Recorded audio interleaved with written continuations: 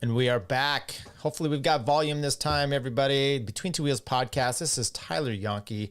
We're going to talk about stage 12 because we missed that yesterday. Why? Well, I'll get to that. Beaujolais, 168.8 kilometers. We'll just touch on that briefly. And then the Grand Colombier, 137.8. Things took off today in the Tour de France, stage 12, stage 13. What is going on, people? We've got a barn burner. This, 1989, Greg LeMond wins by 8 seconds. Are we poised to do that again? Hang on. Upcoming.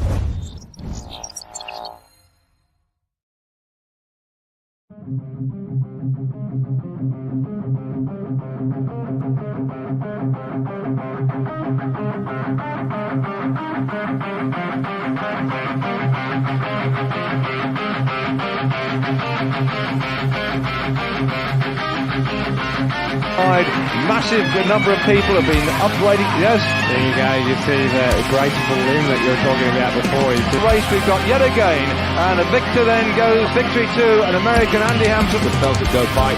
He looks at the Colombian rider. How are you doing? Straight past Santiago Patero, and he's coming up to Pantani.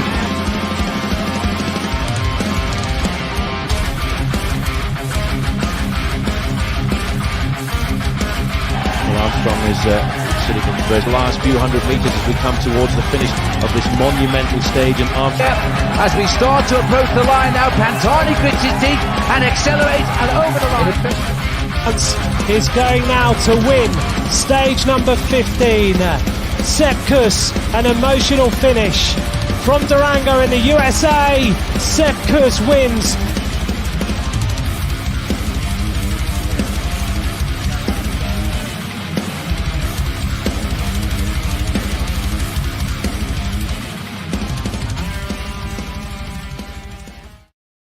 I hope everybody can hear that. Tyler Yonke, Between Two Wheels podcast. Welcome, everybody. Victor, you're in the comments. Let me know if you can hear me. Let's make sure this is working. I have no clue as to why that happened last time, but welcome, everybody. 300th episode. Let's give some more cheers. It might be a little bit more than that, but that's the number I have up on the board. So we're saying 300th episode. Tyler Yonke. I think I said that a few times as well. Thank you, everybody, for being here. Let's get right to it. We missed stage 12. I was a busy boy at work. Some things happened. Interestingly enough, took my son to the airport. He had to be there really early. I ended up just going to work. It was 6 o'clock. I had a full day. It was like a 14-hour work day. It was pretty crazy. Victor chimes in. Good audio and video. Tour de France looks great. He says, yes, Victor, thank you for coming in and joining us tonight. So stage 12 happens. Look, it wasn't too important that I do a commentary on it, right? We'll wrap it up today because today is a little more exciting, but I think it's actually good to talk about the two together because yesterday's kind of leads into today's and it's going to affect it into tomorrow and Sunday before we get to a rest day. Victor says, congrats on 300th episode. I appreciate that. We did a bunch of little interviews and other things, so it's probably more than that, but we're just saying 300. And yeah, here it is. Some fanfare for everybody. Have a toast, have a drink. Okay. So yesterday's stage, we talked about that. It's going to be a breakaway. And some of the teams didn't want that. They wanted to control it. I'm driving to the airport watching this. Am I watching it while I'm driving? Maybe, maybe not. Listening to it. Let's say that. And it's crazy. It's just going off, going there. You got guys behind. You got groups all split up. There's like multiple groups. You've got Jonas in the front. Anyway, you got Wout going up the road. Then you got, anyway, finally a break happens. And we'll get here. Let's walk ourselves through what the chaos and excitement was from yesterday. But what you did see was you saw, there's Philipson. I don't know why we're doing this back to the original stuff there. But it was 189. Is this the right one? Dave? It looks like it. It looks like the right stage. I think I picked this one out. So the team start off, they're going crazy. There's groups all over the road. There's some gaps from the back. But you've got Wout going up the road. You got Tish Benoot going up the road. It's just craziness all around. Skilmos, Pogacar, Wilco Kelderman, everyone's making a game for them, a name and game. They're trying to get up the road. Who's having trouble at the back once again is Caleb Ewing, but that's to be expected. Finally, a group forms, and you got Up there in that group is Kwiatkowski. No, this Kwiatkowski up there, and that's today's stage. But in yesterday, you had Tish Benoot, you had Cofidis rider, and we'll get right to it. The idea is Izagirre takes off. I think he had Matthew Van Der Poel out there too. That's right. Van Der Poel was up there. You know, it happens. It's just a day ago, and I'm already losing track of what's happening. But you had Izagirre up there with Van Der Poel. Izagirre takes off. Van Der Poel gets dropped. Then you've got Ineos kind of chasing. They don't really know why, just kind of like the day before when you had, because Pinot's up there. I don't know if that's why. I think AG2R is chasing. There's some weird things going on with some of these teams. But the most crazy thing was all the action that took, and Tish Benoot is up there, right? And he actually gets dropped at the end. We'll just get right to it. Pinot's up there. That's why teams are chasing. It's weird stuff. Cofidis, though, gets Izagirre up the road. A Spanish rider. Now, look, we had a French rider for Cofidis winning in the Pyrenees. Now we have a Spanish rider on Cofidis winning in France. Quite justified, quite nice. They hadn't been winning in 15 years. Suddenly they get 2 wins, and Izagirre is no slouch. But what was interesting is the groups coming in from behind. You still had Tish Benoot, because I forgot, Jorgensen was in there. He goes, I felt strong. No one was working. It was just crazy. They were marking me after my Puy de Dôme stage. So he ends up coming into the finish, and he ends up getting third. With Bagado, I think that's his name. Now, I had messed up on the Puy de Dôme stage. Remember, this guy actually was in the break with Nilsen Palace and Mihail Mohoric. And I was like, oh, I think he got third or fourth or whatever it was. No, because then that was actually Latour that blew past him. Anyway, well, just kind of correcting myself. But here's Tish Benoot pushing his way all the way to the line, ends up getting fourth. And then you've got a huge day coming up today. So once again, we got Kelderman up there. You got Wout up there. You've got Tish Benoot all day in the break and nothing. Why did this happen? I'm not sure. And then the team's coming in here to the finish. There's a little sprint, blah, blah, blah. And the GC didn't change. Vingegaard, 17 seconds over Pogacar, 12:40 over Hindley. Pinot moves up into 10th place. And then we're going to have today's stage up the Grand Colombier, 137 kilometers. So it's not a long stage. And let's get right to that as well. Okay. But I do want to talk a little bit about kind of I don't know what the tactics are there for Jumbo. I'm tending to think, and I've talked about this several times, where I think that they are in need of a stage win. They haven't got one yet. Jonas is kind of their guy to be doing this. Wout hasn't been getting stage wins. So maybe you throw a few other guys out there. But why? Why now? If your overall issue is protecting the Jonas in yellow, unless you think they're not going to have it, why are you going out after this on a day like yesterday when it was craziness? Victor chimes in and says, stage 13, the riders did not receive water bottles or nutrition for a portion of the race. Okay, interesting. It was short. Now, what do we got here? 130 some kilometers. How many actual miles is that? Let's do this. 138 times 0.62. It's only 85 miles. So it wasn't too brutal as far as I was. Now, yesterday was warm. Today was still a warm day. I don't know why they weren't getting food and nutrition. They don't have set feed zones anymore like they used to back in the day, in my day. But now they just do it. You can feed almost anywhere. So along the route, and you should have teams out there. So I don't know. Maybe it was transitional issues. Interesting little nugget there you gave us. Finish time was 3:17. I think so. Well, Brian, don't get ahead of us too much.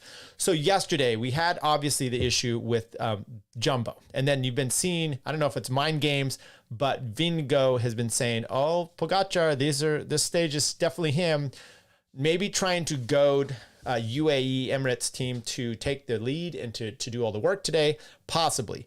One thing in their favor, UAE is it's got that. It's a 17-kilometer climb. We'll get to what that looks like, but the finishing ramp is pretty steep, and you don't have any climbs before this. It's just this one.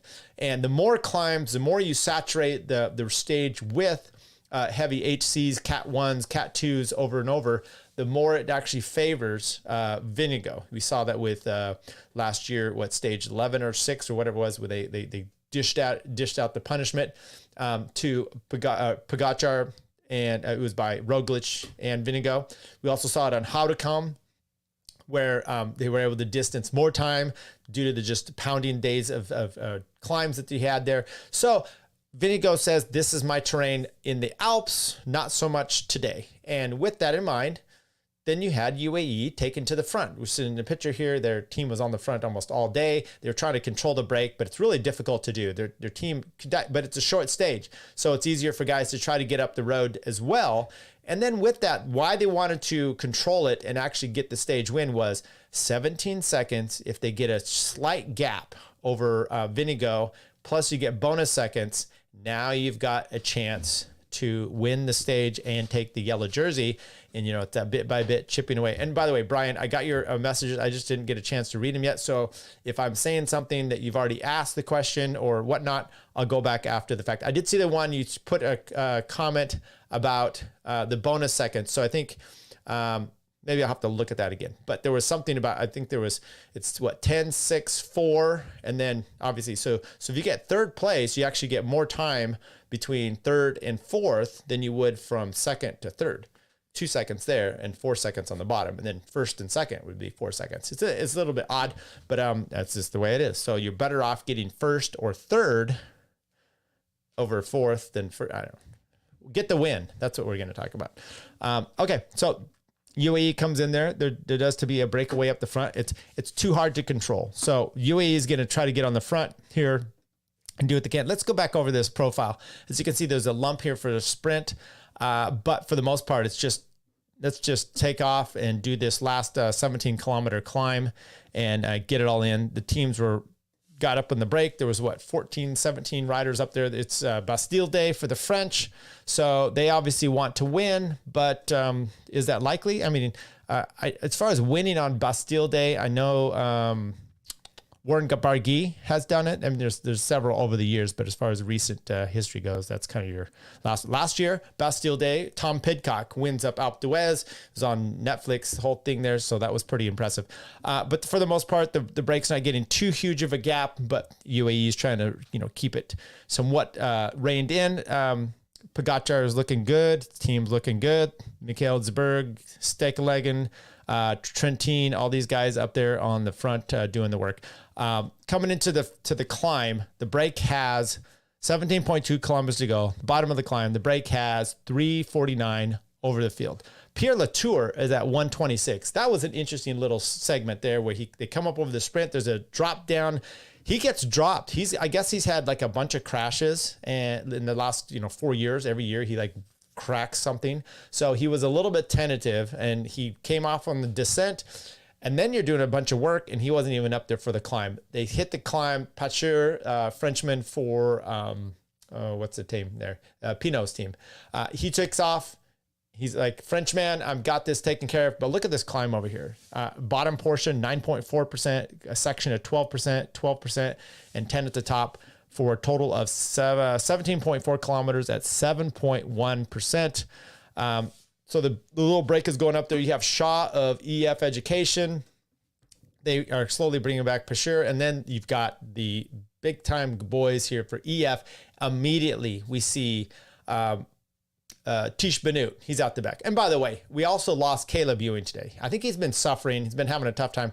It broke that sprint down not too long ago where, the team drops him up there. They're doing lead outs.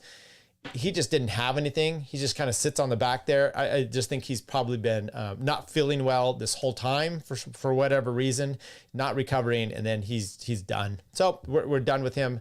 Kind of a bummer. I always like to see him sprinting. He hasn't even been in the mix with this. However, we're going up the climb. UAE starts to hit the front. It's a pretty big field group. They're together because there's been nothing to shake it out. Some people sit up because why am I going to try? I'm no chance at this. At least get out of the way. And then you have, like I said, Kelderman comes out, Tish Benoot comes out, Kelderman comes out, Wout comes out, Van Barl stays up there for a little while. But meanwhile, you've got at least 3 or 4 UAE riders with Pogacar and only Sepp Kuss. Now, yesterday, Sepp Kuss gets blown out. There's all these splits. We just talked about that a little bit. There was a group in the back that had, I think it had Louis Meintjes back there.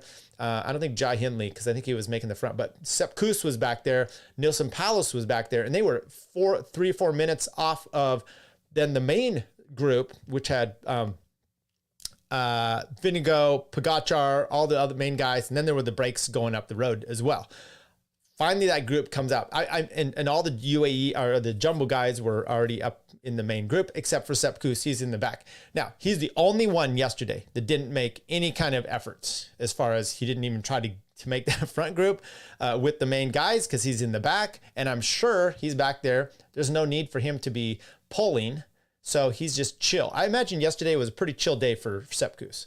Everyone else on the team was attacking, doing all kinds of stuff, except for Jonas and Sepp Kuss. Sepp Kuss had a good time. That group finally came together. They kind of sat up in the front, which let the break go. These other guys were pushing. They came together. Now Sepp Kuss is sitting in there. Once again, nice, easy day.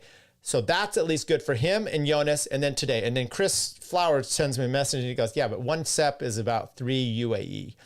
I completely agree with that, except for Adam Yates. Adam Yates is solid. So you do worry a little bit. But look, for the most part, Jonas was just fine. Pashur, David Gadu gets spit out, or this is Pashur going up there, and then Stockenlagen's on the front here. It's a gorgeous climb. Kwiatkowski ends up catching these guys and just instantly goes right through them. You got Pachar, you had Shaw, Vagils, Tejada, all up there in the break. Everyone on GCN and other ones were saying there's no chance in hell that this break is going to make it. What, 3 minutes? We said there, 340 something, hitting the bottom of the 17-kilometer climb.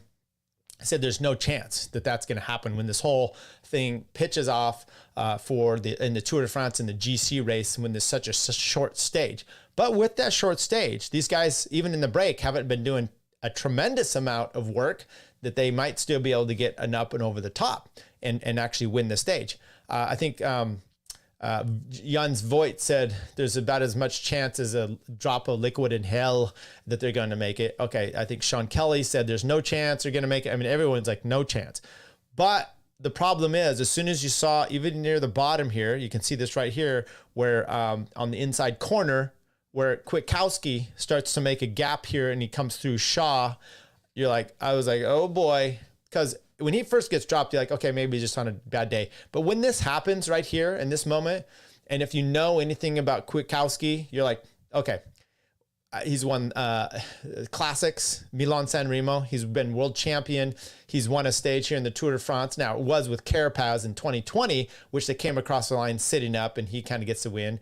But at the time, he does a lot of work. Now, you stretch it back a little bit further, and you've probably remember, if you can, seen him doing amazing lead outs for Chris Froome, where he literally stops his bike when he's done because he can't pull any harder, just decimating the field. So Kwiatkowski he's great, and he can go uphill. And that's exactly what happens here today. Kwiatkowski puts it on, and they're not bringing him back. I mean, the gap just keeps going. As you can see, 3:11. Now they're 7 kilometers he's 7 kilometers into climb. We got 10 left to go. 8.7. He's at 3:15. 7 kilometers to go. 3:12. Other guys start spitting out the back. Now UAE wasn't blistering this thing, which is a little bit odd because you can see this group is still actually pretty good. It's odd for the fact that they wanted to bring this down so that they had bonus seconds at the top. And with that in mind, they're just not digging into the time here. Oh, look at this. Kurt Mills chimes in. I can also stop my bike when I'm done. Yeah, but you're not a pro on a climb. So, it's what happens. Okay, we still got this guys going up here. Full gas. Zberg, Rafael Majka hits the front. You've got Tadej Pogacar. I don't know. It's Steckenlagen. Oh, Groenewegen. Not Groenewegen. Gerschartner. He was pushing things out here. But you got 1, 2, 3 UAE plus Pogacar. Then you've got Vinigo and 1 Sepp Kuss. But on his wheel, Jai Hindley looking pretty good as well. Look at this. 4.3 to go. 2:25 to Kwiatkowski. Finally, at 2.1 to go, they're starting to shred people out just a little bit more. Adam Yates decides to hit the front. I don't really know the purpose of this move. I'm tending to think. Now, there was GCN rider Dan Lloyd, who I don't think he makes great commentary. There's a lot of all those guys except for Robbie McEwen are about as astute as Orla Chenoweth, as her clothing, which is not too good. I almost took a snapshot of it today. It was a red leather. It was something to behold. Let's see what here. Kwiatkowski. Brian says Kwiatkowski has high race. Oh yes, definitely does. Brian. So Adam takes off here. The guy's Dan Lloyd, trying to get back to it. he was really confused as to why Sepp Kuss bridges up immediately here and kind of doesn't let anything go from Adam Yates. I'm not confused. I think it was just fine. You close that down. What you don't want to do is have a gap between, because we can see when Pogačar really hits, he holds it, and then snaps the thing, and he has a little bit of time. If you are able to get Adam Yates up the road just a little bit, no one goes, then you attack up to him.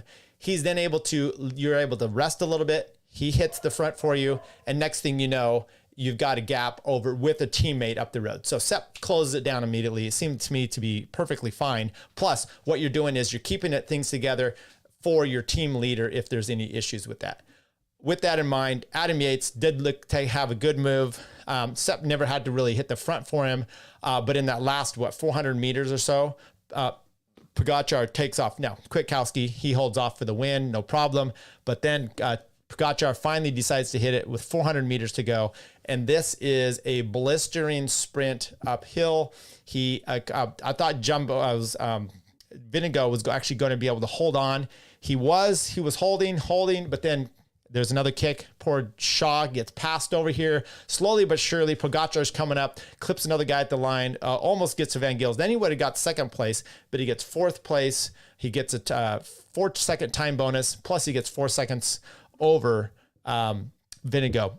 Tom Pidcock comes in here, 103. Hindley at 105. Shaw, 105. Tejada, 105. Yates. And we'll look here a little bit coming in, because what you end up doing is, my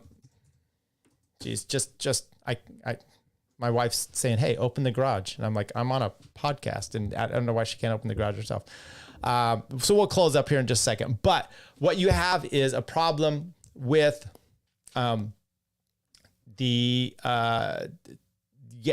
Pidcock, and you also have a problem with, you know what? Okay. I'm going to have to take one break. I want everybody just to hold on here. I'm going to have to do this. Just 1 second.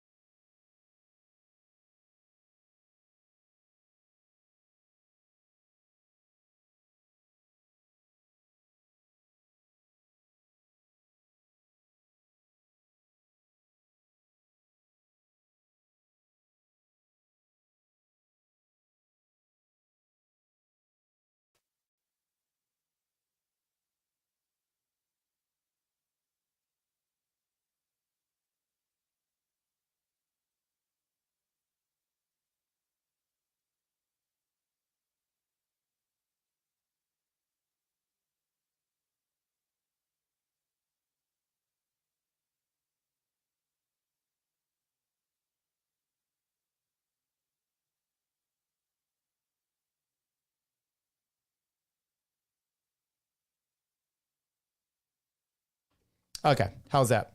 This is a shit show, and I blame my wife. People, if you can't control your own household, how are you going to control your podcast? Okay, let's see. Cheers, having a great time enjoying. Hey, Victor, I'm not done. Kurt, is the audio back? Is the audio back? People, are we back going? We good to go? Yay? No? Better. Okay. Okay, better. It's a shit show. If you can't control your house, how are you going to control this podcast? Okay, let's go right back into here. Brian said 5 kilometers to go. Pog went up to Micah. GCN said he was asking for more pace. I disagree. At that point, it became clear they wouldn't catch Quato, so back off, then punch it. Quite possibly so. I'm not sure. I don't believe a lot. I can hear you now. Thank you, Kurt. Audio is back. I don't believe a lot of the like I said, a lot of the GCN, if they get something right, it's a little suspect that they just kind of fell into it. I just don't feel that they, and maybe it's, you don't have to be, Kurt's a good example of this. You don't have to be good on the bike to understand cycling. But they seem to just not, I don't know what it is. Maybe it's they're so British oriented, or they want to impress Orla that they have problems with that. I don't know. But let's get back into, let's add this up here. So this was the results here of the day. I do want to talk a little bit about, there's Kwiatkowski. Said a lot of nice things. He's really been working hard. I am curious as to, I heard an interview with Ineos. And with that, they were saying, oh, what are we going to, I can hear you now. Yeah. They were saying, oh, the question was posed to him, are you going for Rodriguez? Are you going for Pidcock? And he's like, well, Rodriguez is much more, kind of the guy that we're here. He seems to be the better person for this kind of tours. We're kind of letting Tom figure things out, but we're not sure which one it is. And we're just kind of let it happen on the road. Well, what's happening on the road is you are getting two guys that are kind of fighting it out, and they're probably going to, Rodriguez is down here. He loses 120. Pidcock loses 103. Pidcock, we've seen this a few times. Pidcock is riding maybe a little bit better at the finish, so he just leaves him. And so you have, instead of maybe two guys helping, I don't know. Now we'll take a look at this. I thought it was a little more impressive, though. Jai Hindley coming in here. Shaw. Sepp Kuss rolls in at 120 with Carlos Rodriguez. It is interesting how Sepp Kuss gets up there, does work, and then his day's kind of done. So he's just like, fine, I'll just kind of roll in. And when he just kind of rolls in, other guys are just slaving to get there as fast as they can. And he's kind of just, I'm just pedaling here, because he doesn't really give a shit, I think. Felix Gall comes in 141. So that's kind of AG2R's guide, right? He's like, 20 minutes back, but he's their best thing that they were chasing for yesterday or something. It was odd. The two Yates brothers, 118, 114. And this is another one. This is Simon doing his best to minimize time, where Adam Yates had already done his work and he's just kind of coming home. It's an interesting thing you have here. But here's where the GC has narrowed itself down. 9 seconds from Pogacar to Jonas. Jai Hindley at 251. He's getting a solid third place at least there. Carlos Rodriguez, 448. And look at that, Pidcock, 535. So Pidcock is inching his way, but maybe instead of 448, Rodriguez, there's been two stages that I've seen where Pidcock leaves him and then dumps him for about 20, 30 seconds. Maybe instead of like 30 seconds or almost a minute, you could have stayed there with him, paced him into it, and saved 15, 20 seconds, because you're back a ways. So it's a little odd to see that these two guys are going to be fighting themselves out for maybe a top 6 place. See which Ineos rider can be top 6. Because I see Carlos Rodriguez, the way he's riding right now, losing the way he is, to soon be dropping out. He's got, what do we have here? Just 12, 15 seconds to Yates. Let's see Adam come over the top. One more second to Simon. Let's see Simon come over the top of that. Sepp Kuss went up one spot over Pinot, who dropped out again. Now he's 2 minutes behind him. Gained some time yesterday. Now he's back over this way again. Just the kind of the stuff that happens. Points jersey, Philipsen solid in there. KOM, this is where it's getting interesting. 31 to 46 for Palace. Now, why is Palace? I remember I recommended, I've been doing it daily here, that Palace take off stages 11 through 13 as far as going for the KOMs. Rest yourself up. They weren't important. There's a lot of 4s, a lot of 3s in there. It's a lot of fighting for just 1 point when you had 20 some points over the next place. Now, today is different. Tade comes in there, gets third place. What is it? 2019, 18 or so points he gathered up there. So he's 30. Johannesson has 30 now. Kwiatkowski, 30. Felix Gall, 28. He didn't get any. So you're kind of in this position where, okay, now maybe tomorrow. So let's take a look at the stages coming up. Hello, there we go. There was today's. Let's go to stage 14. This is up the Jouplan, and then you drop down in. This is the stage. It's not finishing on the Jouplan. It's finishing down below. And I believe that's the exact same situation that we had back in 2006, stage, I want to say 16, Floyd Landis, basically attacks on the Cat 3. I don't know if it's the same actual stage, and then blows everyone out, comes over the top of the Jouplan, drops down in between, fist pumps at the end. And evidently he pissed about a bucket of testosterone, some other things. So yeah, maybe we'll have a repeat of that. But here's what we got. So you have a Cat 3 coming up to begin with, then a 1 and a 1. There's much more points there. I could see Nelson Palace getting the 3 and the 1 and the 1, and maybe even hanging on for the next one over the top of the La Ramaz. Is he going to be able to do it up to the Juplan? Doubt it. And if he does, then we're looking at a win, but that's not going to happen. So my point is he can get a cat 3 and 2 1s right here. He may lose the next one, but I don't think the next one's going to be the guy that wins the HC at the end. You're going to get a stage winner or one of the GC guys, and you may be able to accumulate enough little bit there. So that's, to me, if you're going to take these steps, because Nielsen Palace is a good climber, but he's not Pogacar. And then the next day, Sunday, you kind of have the same exact thing. You got a 1 and a 1 and a 3. You might be able to get those both. And then you could actually hit the cat 2 because it comes a 2 into a 1. And you could actually hold that 2 before they get to the 1 up the final, up the Saint-Gervais-Mont Blanc. Good stuff. Okay, so then we'll have a rest day. Then we'll have the 1 individual time trial. It's got a little bit of an up here. I mean, and I'll have to look at this in more detail. It's cat 2.8 at 8.5%. You may see a kind of a thing like we saw at the end of the Giro, right? That kind of stage has a little bit of a feel to that, although you have a 1.3 at 8.5 here, some downhill. And then a full climb, 6.3 at 6.6, but that middle section here is at 2.8 at 8.5. So are they going to do a bike transition? That'll be interesting to see. Are they going to go full bore? Not. The Giro, we saw that bike transition, which Geraint Thomas just had I thought he was having a picnic out there, combing his hair, changing helmets. Meanwhile, you had Roglic with a good one, pulls off his chain and still gets the win. This will be interesting. That's Tuesday. Then Wednesday, you're going to have stage 17 up the Col de la Loze. We just talked about that Anhol Superman. Lopez winning up there, but you had Roglic and Sepp Kuss. I think it was 2-3, and then they put time on Pogacar that day. That's got a short, or not a short, but it's really like cart path. Like it's real thin path that they go up this thing. Remember, Sepp Kuss was just lighting everyone up, going up that thing 2 years ago. So it was pretty exciting. Col de la Loze, Lopez. Isn't Lopez like doing USA cycling now or something like that? I mean, he's like doing Tour de Gila. I mean, talk about falling. Interesting to see, he wanted to stop racing. He was on his team there, Movistar, and he didn't want to race with them anymore. And then he just quit the Vuelta, and he was up there pretty good. Did they tell him to stop riding that day? Was there some other things? And then anyway, that was a whole interesting affair that kind of went south. So there we go. I think that's all we have for today. I got to go figure out if my wife made it into the house. Yeah. So tomorrow, who's going to win? It's going to be GC day tomorrow, right? The next 2 days. So we definitely will be excitement on that. Does Pogacar put his team on the front? Did they wear themselves out too much? Are we going to have, is it that kind of fight where it's like bang, bang, bang, and then bang, bang, bang? He's on the Grand Colombier team. Okay. That sounds about right. So I think Pogacar needs a win. Vinigo needs a win. I think you're going to have Vinigo is going to feel like this is the stage for me, and he's going to go for it. I don't know if he's got it. I'm not seeing him getting cracked, though. He gets caught out, and this can happen. It's kind of like the Lefay, when he was going up the sprint climb when they were early on.